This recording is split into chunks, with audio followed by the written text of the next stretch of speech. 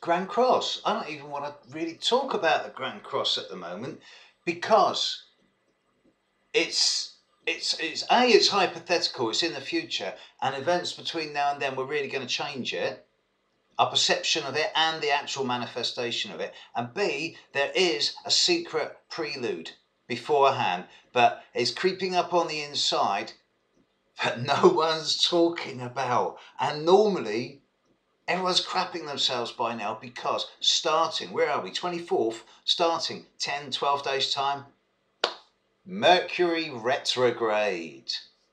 We are already in Mercury retrograde shadow, have been there 48 hours. So let's deal with this first, because it is only going to be at the end of the Mercury retrograde that we're going to start being able to see what's going on. Now, the Mercury retrograde starts around February 5th, around this time, within 24 hours of it. And it's going to stand still at 3.5 degrees of Pisces. Not exactly on top of, but close, very close, within 1 degree of Neptune.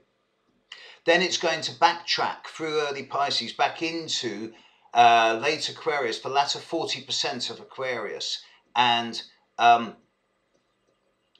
those people born from perhaps February the 7th through to February the 22nd are the people most under influence of this coming Mercury retrograde. But for anybody in the latter half of Aquarius, Leo, Scorpio or Taurus, whom over the last 7 years has been for at least 1 year of major lifetime change involving the words confusion, distortion, gullibility, dissolving, releasing, escapism and avoidance, be aware that February's Mercury retrograde is in many ways summarizing, summing up and peaking these experiences, no matter how long ago they were, and bringing a lot of closure.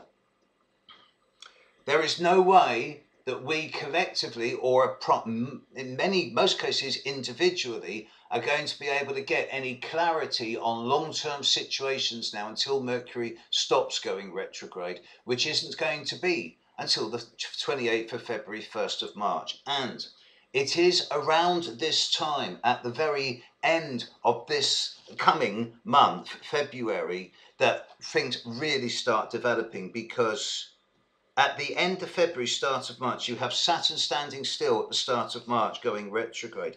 You have Jupiter standing still at the very start of March going direct. You have Mars standing still at the end of Libra on the very last day of February going retrograde. You have Mercury standing still on the last day of February at the 18 degrees of Aquarius going direct.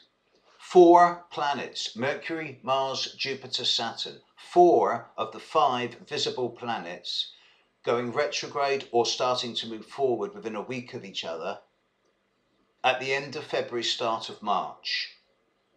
This tells me that there are going to be a large number of fundamental changes in approach, from being projective and assertive to being more receptive and passive, or vice versa, in a number of environments starting at the beginning of March. But until we get there, we can't see how it's going to be, because the Mercury retrograde is going to be mopping up a lot of old Neptunian influences of the last 7 years, clearing away all the fog and treacle and quicksand.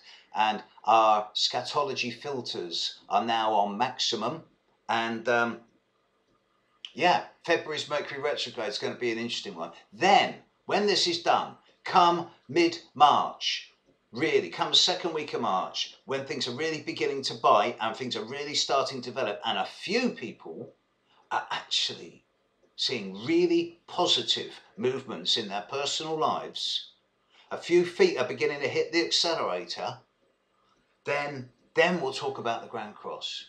And we'll talk about how to maximize the potentials here, both individually and hopefully collectively as well. Because by then, you can be absolutely sure that by the time we're into the second week of March, the large-scale political picture and the financial picture as well is going to be a fair bit different than what it is now. Be a bit more specific about specific areas on this over the coming days. All right, catch you later. Bye.